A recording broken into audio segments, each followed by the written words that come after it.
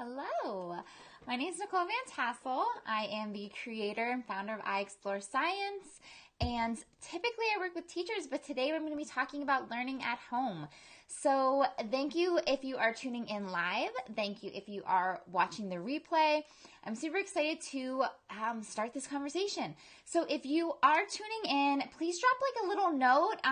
You can introduce yourself. Let me know your name, where you're from. Let me know you're watching.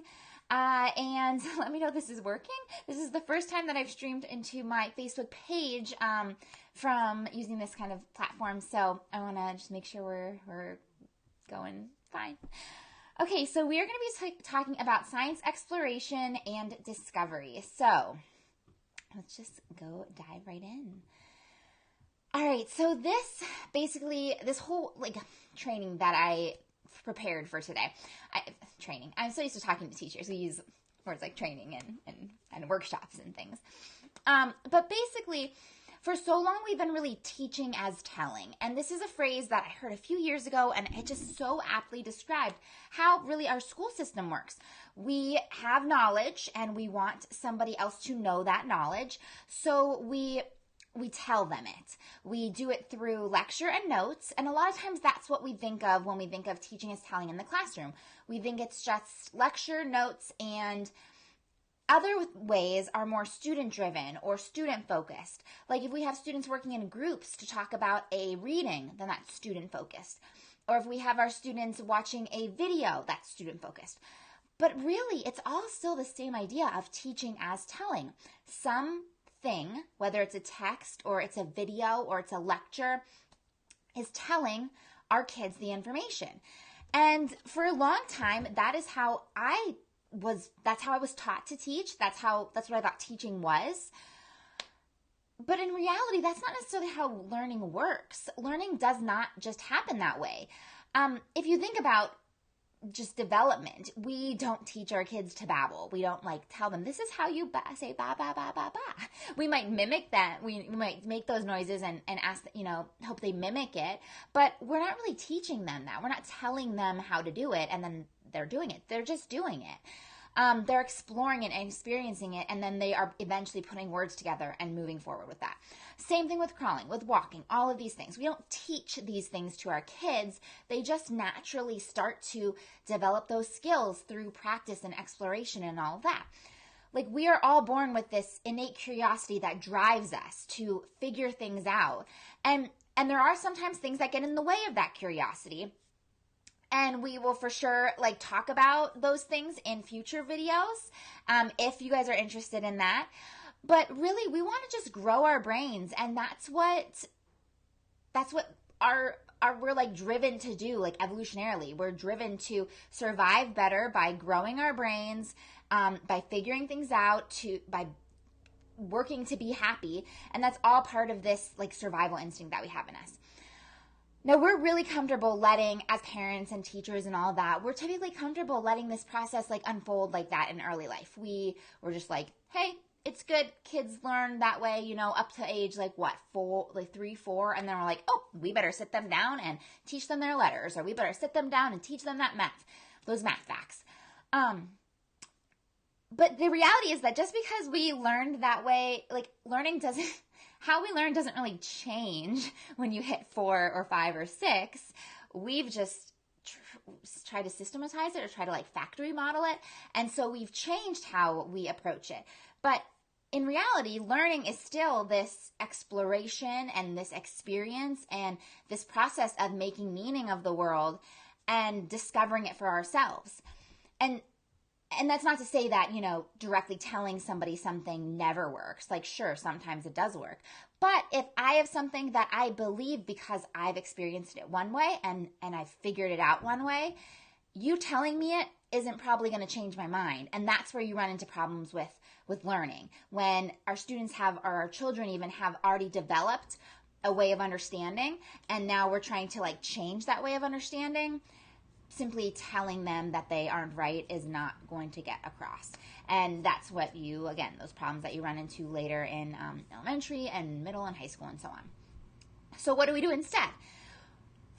Well, first of all, we want to move away from that teaching as telling. So whether you are in the classroom or whether you are just teaching your kids at home, our goal is that we are moving away from that. It's called kind of, we use this phrase in education called like sage on the stage.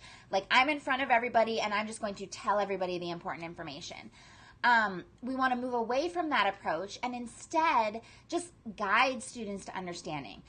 So in the classroom, we do it by crafting a lot of learning experiences, and we're going to talk about how we can craft those same type of experiences with our kids in our own homes. So I'm super glad that you're joining me, whether you're attending live or you are catching the replay. And we're going to just talk about like the basics of bringing that type of scientific exploration and discovery into your home today. If you are interested in learning more about this process, I am going to put a link in the comments when we are done. I created a special Facebook group just for basically this learning at home, learning science at home, whether you're like an official homeschooler or you're just wanting to do science stuff at home with your kids. It's called Homeschool Science Explorers though, and I'm thinking that we'll continue doing some like question and answers and some trainings and things like that, just to support those of you who are either, again, working with your kids at home because they are learning virtually right now, or you are just hoping to bring some of this into your own home. You know, they're at school, but you still want to just bring in more of it, supplement what they're doing, or you're like full on homeschooling, whatever it is. So I will drop the link to that group in the chat box, in the comments of this video when we're done, and I hope you'll join me there. All future videos like on these topics will be inside of the actual group, where it's just easier to like converse and connect and all of that. But anyway, okay, so I'm just super excited. One thing I want you to know, like this for sure is a journey. It's a journey for teachers who are transitioning to this method of instruction, and it's not something that happens all at once. Nobody goes through like any of my trainings and is just like, oh, I get it all, I know how to do it all, and I'm good to go. Didn't happen for me that way. It doesn't happen for any of our teachers that way. It is literally a process, because we have to kind of unlearn all of the ideas that we had about what teaching looks like or what learning looks like, what school looks like. And we also have to figure out, like, how do we actually do it? How do we integrate this phenomenon we're going to talk about? How do we embrace exploration? How do I get my kid to the idea that I want them to get to? How do I stop myself from, like, squashing the discovery? Because it's easy to fall back into those habits. So all of those things, it's a process, and it's really important to remember that as well. Okay, so again, I'm Nicole Van Tassel. Really quickly, I wanted to share a little bit about you. And if you're watching this, again, live or the replay, please drop a note. Let me know who you are, where you're from, how old your kids are, what your experience has been, whether homeschool, just education thus far. What are you looking for support with? Again, just supplementing what your kids are doing at school, or looking for full-on support with like total science instruction, what age level, all of those things. I am a former public school science teacher, and I started with exploration and like discovery, constructivist, all of those approaches in my own middle and high school classrooms in, I don't know, a couple years into my like teaching journey. And I transitioned to like creating my business, I Explore Science, after my first son was born. I started it during my maternity leave because I just needed something to do.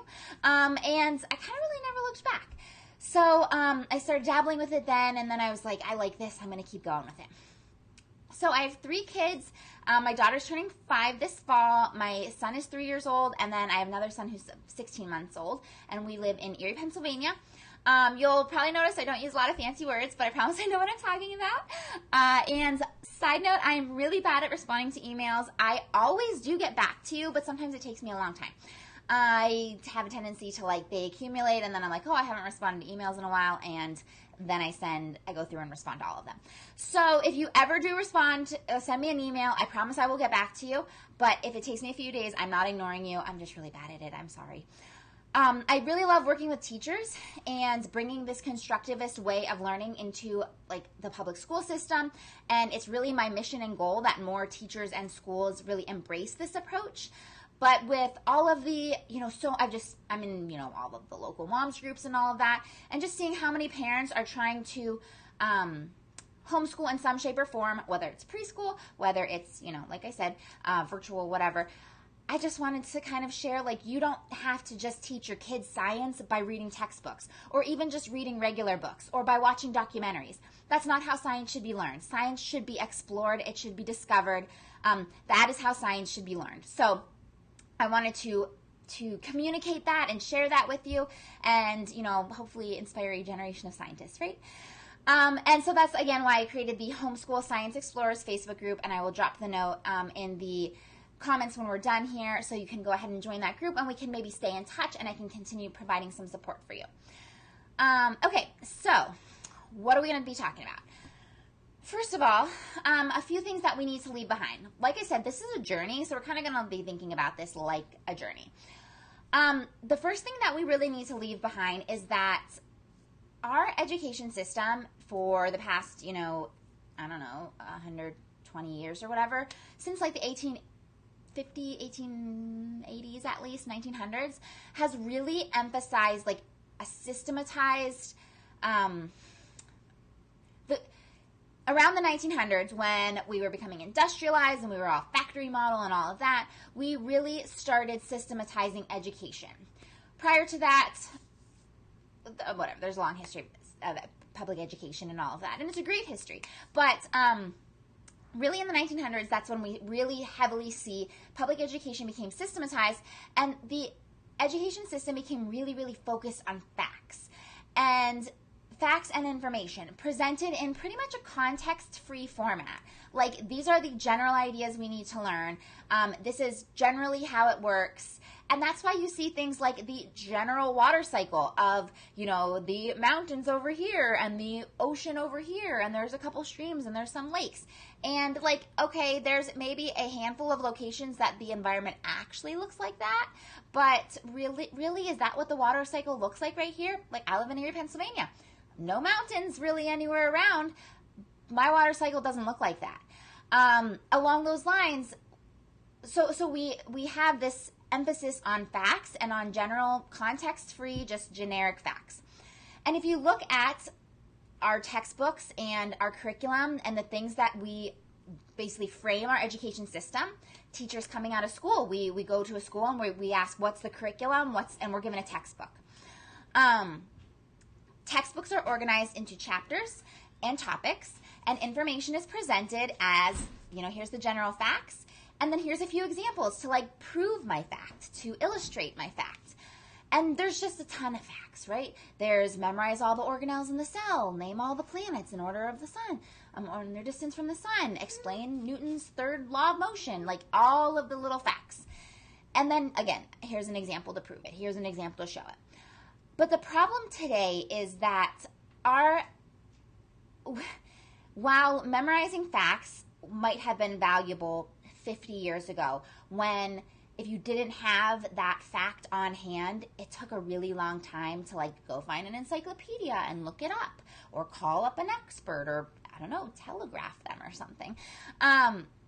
Google does that for us right now. It takes like 0.4 seconds to pull up the organelles that are inside of a cell. And Google even now gives you like additional questions you could ask about the topic. So even if you don't even have to make up your own questions anymore, Google gives them to you. So that leads to this big question of like, what is the point of memorizing all of this stuff? Why should I learn this? And that's something that we as teachers hear all the time. Why should I learn this?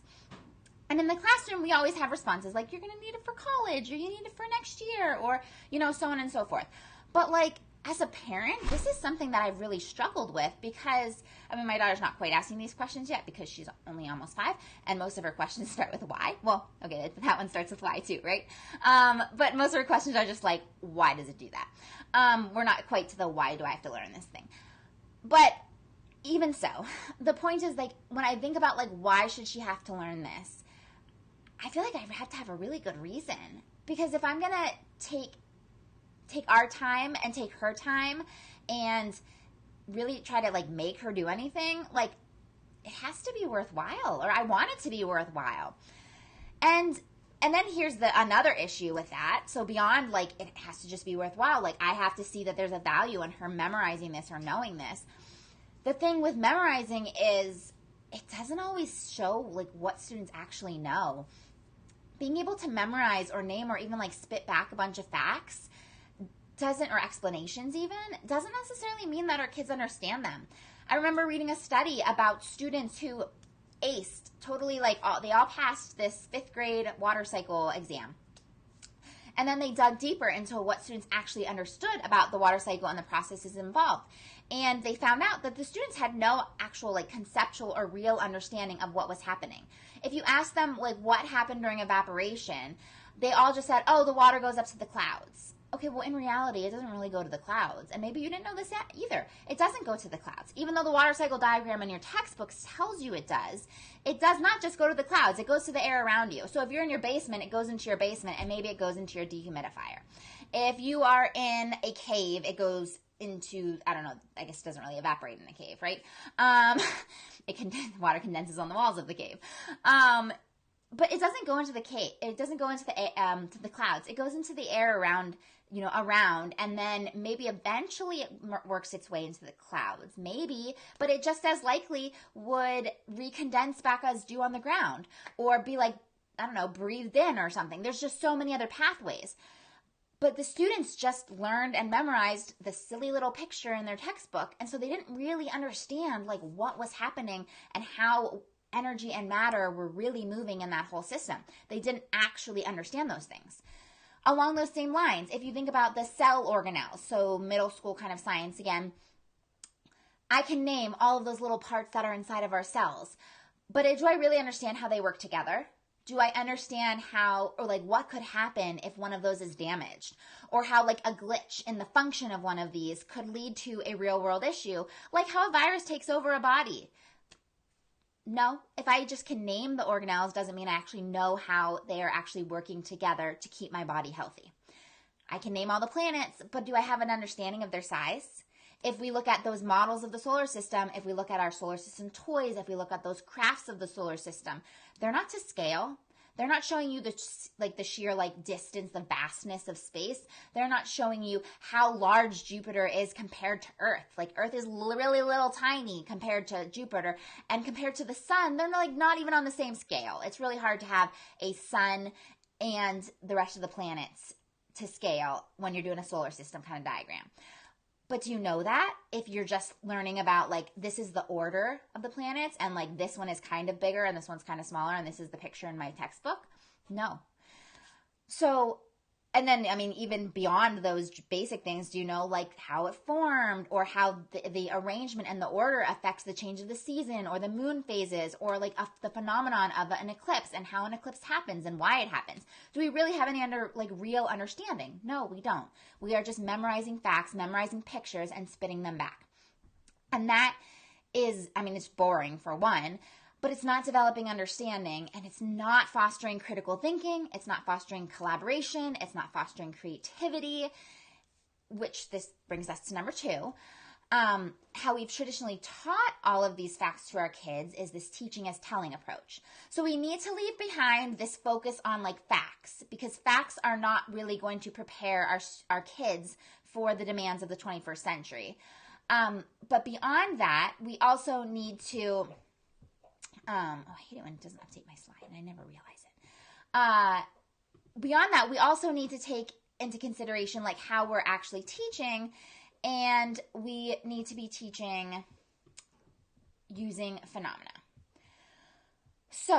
We don't want to be teaching with these videos and texts, right? We don't want to just tell our kids the information. It's boring. It's focused on facts. It's not building critical thinking. So what do we do instead, though? How do you get somebody to learn something if you are not going to just tell them the information, or a text is not telling them the information, or a video, or so on? Okay, so what we do, we use investigations and explorations into phenomena to get our students there, to get our kids there. Before we look at what those investigations and exploration look like, I want to talk about this really big, important word, phenomena. So phenomena is something that I talk about a lot. It's a big word. Put simply, it's literally just things that happen. They're events or processes that happen in the natural world. And that's a pretty simple explanation. And yet at the same time, whenever I work with educators, this is really a struggle to understand which phenomena we should or could be using, how we should use it. So if you're kind of like, I still don't know what you're talking about by phenomena, that's okay. We're going to look at some examples because I'm an examples person. But the key thing to remember about phenomena is that there are things that happen, they're in the natural world. And when we're talking about learning science in a doing science kind of way, in an exploration and discovery kind of way, we are talking about investigating phenomena, investigating real things that happen in the real world. So these are not experiences that you are creating and contriving in your classroom, whether it's your like home or your real classroom, whatever. And for sure, those type of experiments do have a place. So it's not that you're never going to bring in a lab into your home and explore and play with it. But we always want to start with phenomena. We want our students to investigate real world things. And this is what turns that textbook science, that generic water cycle, into something that's real and authentic and relevant.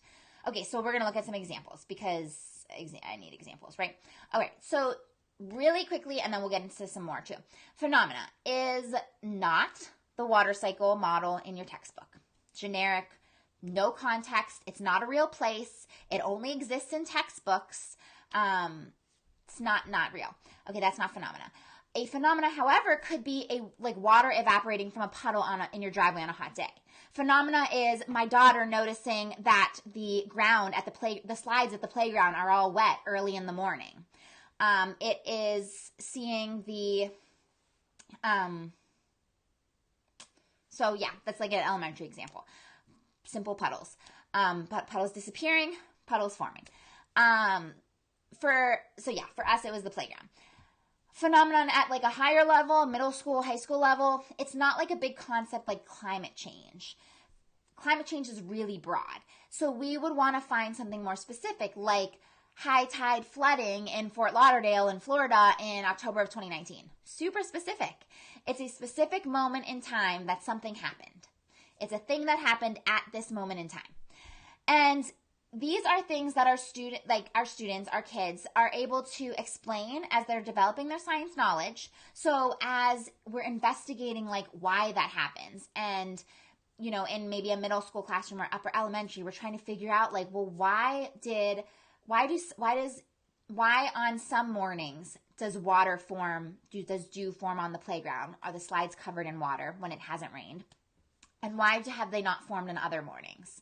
Or why is that not there on other mornings? So it's something they could investigate, and it's something that as they learn about these processes, they can go back and they can explain by pooling together all of the information that they're learning. So again, it's always really rooted in something that's really happening.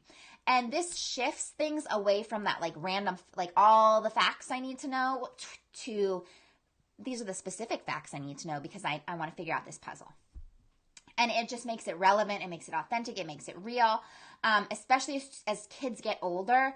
Having that reality, having that like authenticity is really important because no one wants to memorize all the organelles. But hey, if we're trying to figure out like how that virus got into your cell and tricked your body, that's kind of more interesting.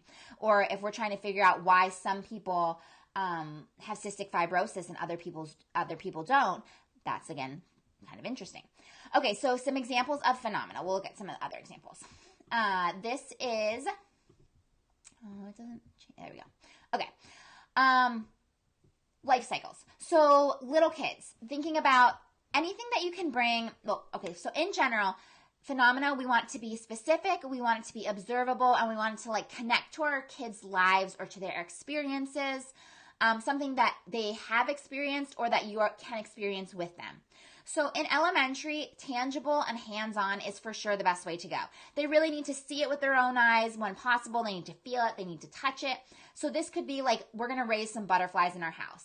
This could be, we are going to, we see the tadpoles on our walk we found tadpoles this summer when we were walking at the beach in these weird little puddles. And that could have been a phenomenon we started to investigate. It could be watching the shadows change over the course of the day in your yard. Why are there shadows at some part, why is this part of the yard shady at one part of the day, but then it's sunny and later in the day?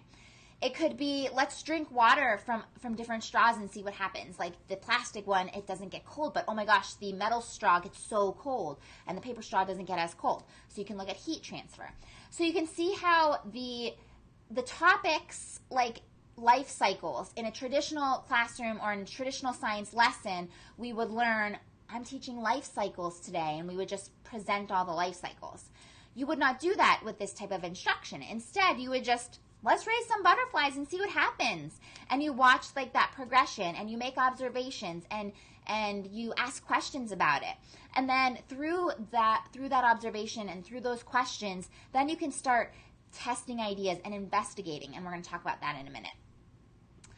So same thing, heat transfer. We're not going to say, oh, we're going to learn about heat transfer today. No, we're just, hey, let's see what happens when we drink out of different straws. So for like upper level high school kind of things, this could be, so one thing with middle school and high school, like I said, elementary is really good to have tangible, to have relevant, to have like hands-on, something that they have experienced firsthand.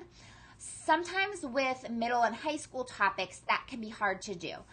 So you can present phenomena in different ways. You can look at data with middle and high school students, and that could be like analyzing graphs and tables. It could be looking at maps. It could be looking at pictures and images. It could be just talking about it, like genetics. Okay, investigating lactose intolerance in your own family. You could talk about, hey, do you know how, I'm lactose intolerant, and like all three of you were when you were babies. Isn't that kind of weird? I wonder if anybody else in our family is. Do you know anybody else who's lactose intolerant? And just starting to talk about it.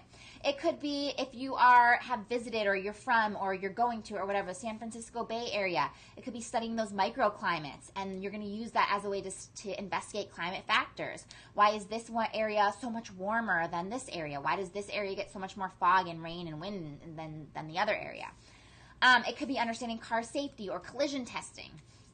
So some of these topics, the thing with phenomena is it needs to be relevant. So a phenomenon that's going to work for you is not necessarily going to work for somebody else. If you aren't lactose intolerant, then it might not be interesting to your kid to investigate lactose intolerance, and you might want to pick something different. If you've never been to San Francisco and haven't experienced those microclimates, probably not going to be interesting. My husband and I went there for a honeymoon, and it was so weird being like freezing in the city and then going across the bay to, I can't even remember the name of it, this like little area, I can't remember, but going across the bay, and it was just this beautiful, sunny, wonderful day, and it was weird, and that has always stuck with me. I was like, oh, we should have just stayed in this place, it's so much warmer. But that would be something that would interest me, or potentially interest, if I had brought a kid there with me, they could have experienced that.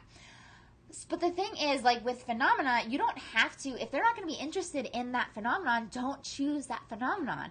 And they might even be able to find a phenomenon that they could investigate. So it's not like you have to present every single one.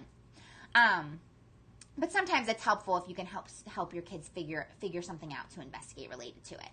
And you can do that in a lot of just different creative ways, like the conversations, like a video, like a little story, anything like that. So you want to find something that's connected either way to your kids.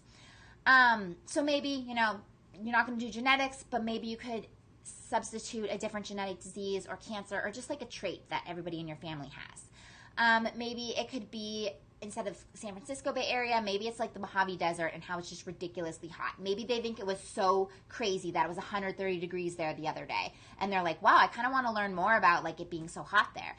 Just take off with that. Maybe they're not into cars and collision and stuff like that. So maybe it's skateboards or NASCAR racers. The phenomena you use can be anything. It's really just there to root and anchor the learning of the science concepts. So within this big topic that your kid is going to be learning about, they don't need to know and memorize every single fact and figure. They're really just trying to learn what's going to be relevant to helping them figure out whatever that is they're investigating. And by understanding how lactose intolerance works, by understanding how it's passed on from you to them, or by understanding why that one place in San Francisco was so much warmer than the other place, they're going to be learning those climate factors. They're going to be learning all of the genetic stuff. They're going to understand those laws of motion. And they're going to understand it better because it's tied to a real world thing and it's going to stick with them. They're going to be more engaged in it. They're going to like learning about it. They're going to be curious about it. It's just, they're going to be connected to it. It's not this thing that I have to learn, I have to memorize, I have to do. It's something they like legit want to do, want to figure out. They're curious about it. And it does get harder at the middle and high school levels to connect your phenomena to content because it is more abstract and sometimes it can be harder to visualize. And it also often brings in a lot of different disciplines, which is a really good thing, but it does add a complexity. Like studying genetics, you might get into, well, I don't know, not that one. But maybe studying climate factors, you also get into like impacts of climate on the things that grow. And in turn, the things that grow, those impacts on how the vegetation and things might in turn impact the climate. So like there's a back and forth kind of thing. But it does get easier. It does, it adds depth and complexity to what students are learning about. And really it allows you to kind of check off more boxes of different topics and things that they're tying in and interested in. And I don't know, it's just like a wonderful thing when they're just putting all of these science disciplines and ideas together to really understand what's happening. And again, when I plan to get back together in that Homeschool Science Explorers Facebook group and chat about how you can develop like using phenomena. So how you can get your kids, how you can like start with a phenomena and develop your kids' learning. So like going from there. It's basically called a storyline. That's like the lingo that we typically use, where you start with this phenomena and you go into the exploration. Because I know there's probably going to be a lot of questions about phenomena. But that kind of gets us into this exploration. So my daughter the other day noticed that in our bag of trail mix, some of the chocolate had melted. And she thought that was curious. So that's a phenomenon. The chocolate had melted. What happened? It had been sitting in the car. So I could have just said, well, it was hot in the car and the sun warmed up the car and it melted and that's why your chocolate is melted to your bag of in your trail mix. But instead, we kind of, my role was just to ask questions, to make observations like, oh, I see that it did melt. Like, where did we keep that bag? Or I wonder where we kept that bag. And she decided, like, through our conversation, she decided, like, let's test what could make chocolate melt. She developed her own ideas. She made meaning from the experience. She's like, let's put some chocolate in the sun and some chocolate in the shade, and I think the one in the sun is going to melt. And I was super proud that she created her own investigation. And my role, again, is not to tell her what's going to happen or even explain what's happening. It's just to ask questions, to make observations, to shed light on things. And that's really what, like, exploration and meaning making is about. So we talked about phenomena. Now we're going to get into explorations.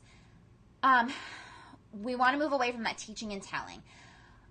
But we know that learning doesn't happen that way. There's like that joke, I taught my dog to whistle, and then the friend replies like, I don't hear him whistling. And then the boy said, well, I taught him, but I didn't say you learned it. Like, that's basically what happens in our classrooms. We tell our students information, whether they learn it or not is, who knows. We show the videos, we give the lectures, we give the notes, we go through those cookbook labs, but we hope that it sticks, and we find out on test day. But we're not really guiding them through an actual learning process. We're just trying to talk at them and get them there.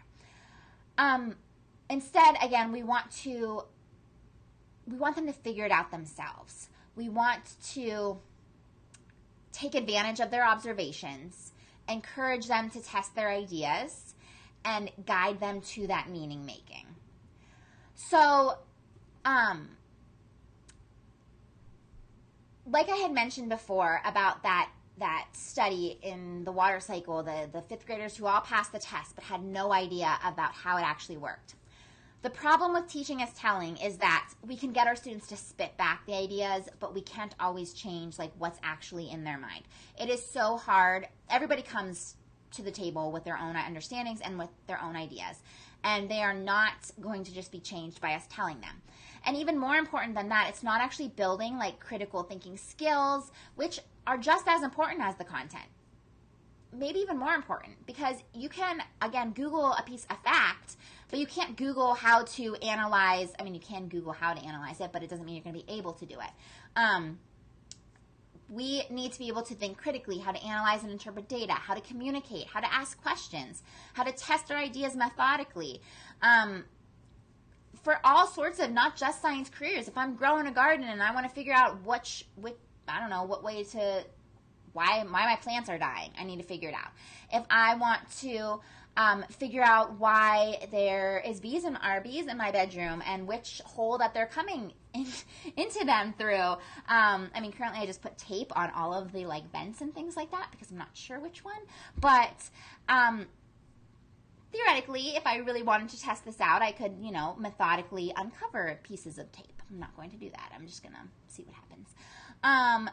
But either way, we need to, for all sorts of careers, we need to be able to think critically, to understand science concepts, to understand how to approach the world, to test our ideas, all of those, whether we become scientists or not. So those skills are just as important as the content. And by engaging in those skills, we're actually like literally making our kids' brains better. We're like upgrading their brains. Every time they struggle to figure something out, every time they are working to puzzle through something, they are making connections in their brains. They are strengthening their neurons. They are literally upgrading their brains. And as parents, we want the best for them. We want them to be better thinkers, better learners. We want them to be able to meet the future and all its demands and just be prepared for whatever may come so that they can be happy and healthy and have the freedom and insight to choose whatever life they want. Embracing this like explore before explain and like constructivist type of approach actually helps to engage our students in their learning so they get interested in it, and it's not like a battle or a fight to get them to work or to learn. But it also makes learning stick. It makes those concepts stick with them, and it's upgrading their brains. It's like a win-win all around. So we want to move away from the teaching as telling, and I kind of shared like what it looks like with my almost 5-year-old. She noticed that the chocolate was melted, and then she came up with an idea to test about like, well, what could have made it melt? She thought it had something to do with the sun. So her idea was, I'm going to put some in the sun. I'm going to put some in the shade. She had a hypothesis. Like she thinks I think it's going to melt in the sun. Side note, you should not teach the scientific method. I know what she's describing sounds a lot like the scientific method, but it is not, because it is not linear in that sense. Like, when we finish, we'll probably have more questions that we'll need to go back and investigate. And I will never ever teach her the scientific method. That's a whole separate story, and I'm happy to provide some more insight on that on another time. But I know it sounds like the scientific method. I don't want that to sound like that. But it is planning and carrying out an investigation. It is developing an investigation and testing ideas. And then, so we carry out this type of investigation. We put our chocolates out and we see what happens, and we start making meaning from that. We start thinking about, well, why did the one in the sun melt? Like, what other observations have we noticed about the sun that would explain, like, it's actually the sun that's making it melt, or like energy from the sun. And so we could talk about how when we're in the sun, we feel warmer than when we are sitting in the shade. Or we can talk about why we wear sunscreen, because when we're in the sun has energy that gets into our skin and like goes into our cells or whatever goes into our skin. She's 5, so we're gonna like simplify this. And so we know that there's things coming from the sun, and energy coming from the sun, even if we can't really see it. We could talk about how the different surfaces feel like to our touch. In the shade, it feels cooler, and in the sun, it feels warmer. And that explains the melting. We could also talk about other places that we feel like warmth, and that's really what's causing things to melt. We could bring in conversations about like physical changes and chemical changes, and I might not use that vocabulary, but just talk about, well, is it still chocolate? Yes, it's still chocolate. I could let it cool down, and then we could go eat it, right? As long as we're doing this on a plate and not like a big pile of dirt. So we could bring in all of these other ideas and conversations during this meaning-making discussion. Okay, but what does it look like with older kids? In the same way, we are still crafting experiences for them. So we want to give them experiences that challenge their current understanding and really force them to construct new and better understandings. and of their experiences, and then of the science content. So this would be like, we're going to look at some data and to figure out what happened, or maybe you're challenging them to build and test a model. One of my favorite examples, okay, this is the worst activity ever, and I totally did this, so no judgment, but we have all seen that activity, and okay, this would be maybe an okay idea as a snack for an elementary school kid, a snack, where you do the moon phases in Oreo cream, and you show how the moon changes.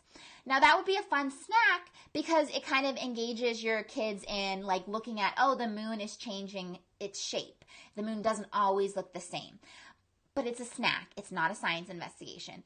And it's definitely not something that you want to do with your middle school students because there's no critical thinking there. It's literally just a craft. It's a snack. It's making the food look different.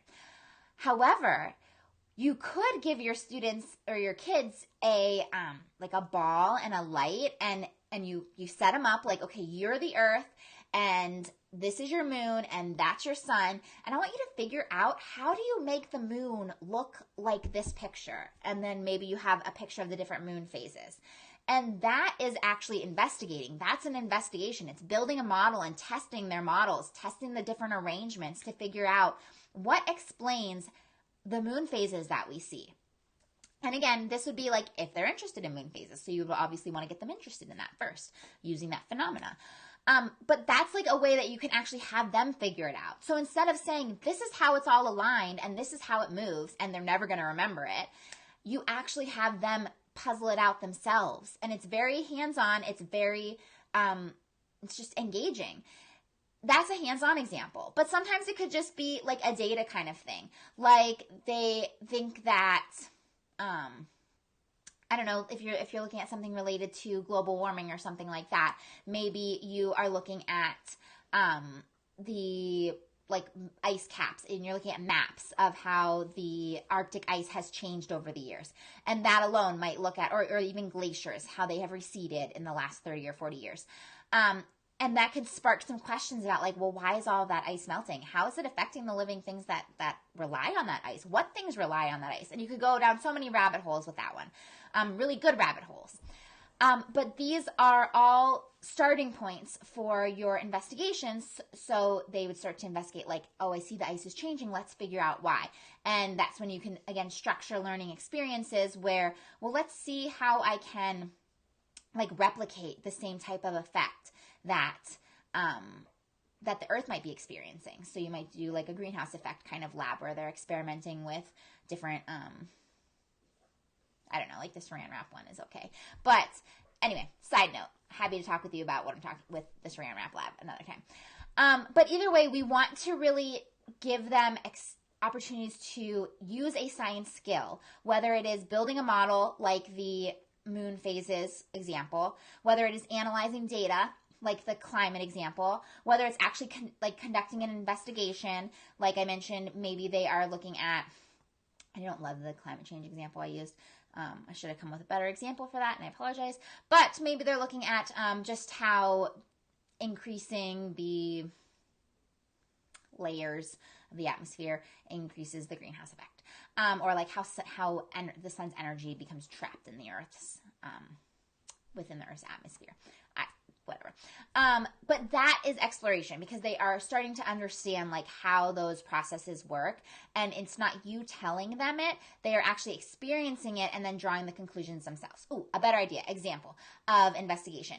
You want them to understand the relationship of how heavy something is, so like its mass, and the kinetic energy that it could have. So it has the potential and kinetic energy. So instead of saying just like, well, mass is a factor that affects kinetic energy, and they're just like, those are big words and I don't care, you have them build fun ramps, and you ask them to figure out, like, it's a challenge. How can you make a marble go the farthest? And they can choose any different marble, and they can build their ramp any way they want. And they start to collect data and test their ideas, and they figure out that, well, if I build a really high ramp, it makes it go really far. If I get a really heavy marble, a big marble, it makes it go a lot farther, because mass and basically height affects like kinetic and potential energy. So that would be like an investigation that you can engage your students in. And it's way more engaging than just reading about it in a book. And it's going to stick with them way longer than reading about it in a book. So that's what exploration is, and that's how we want our kids to learn science. After they have built those general ideas, after they've gotten a grip on those things, that's when the kind of more traditional stuff you can bring in. Like, okay, we have an idea about this. Now let's go and find an article that can help us understand in more detail what's happening here. Now that I understand, who is eating who in this ecosystem and like how the energy is moving, let's go figure out those vocabulary words for like what categories we call these different, the producers and the consumers. That's when all of those more traditional methods come into play, where you are expanding and like clarifying and synthesizing what they've learned, but they've done so much of the exploration and the meaning making on their own that they're really invested in figuring that stuff out. They're curious about it. They want to know the answer. And again, it's all rooted to that big phenomenon that they want to find out about. So it's engaging to them, and they've been developing the actual skills to do it themselves. They've been doing science to figure it out all along. So those are the things that you want to look forward to in your science explorations, whether you are, again, teaching the classroom, but again, if you're just bringing science into your home, you should not just be teaching with like books and videos. Science is really meant to be discovered. You should be doing science, and yeah, you should just, it's so much better when you do science. So I would really love to continue talking with you and supporting you and chatting with you and all of that. I plan to continue this conversation and look at how we actually develop those flows from here's the phenomenon that we're investigating, and now how do I actually craft the exploration, or how do I bring that in? And we can kind of answer some questions that you might have. I'm going to for sure do that inside of the group. So facebook.com/group/IES homeschool, I Explore Science Homeschool. And you can join the group. You can also just go to iExploreScience.com/homeschool and then click there and request to join the Facebook group. But I would love to just continue, hanging out with you and working with you and just supporting you in this kind of adventure, and maybe share some of the pre-K explorations that we will be doing in my own home. As we kind of adventure into homeschooling a little bit this year. All right, well, thank you so much for tuning in, whether, again, it was live or you're tuning into the replay. I really appreciate you spending your time with me. I know I talk a lot, and I can talk a really long time, but I hope this gave you just a little intro to this type of instruction, and I'm glad you're able to be here. I will catch you later. Feel free to reach out if you have any questions, and I hope to see you inside the Facebook group.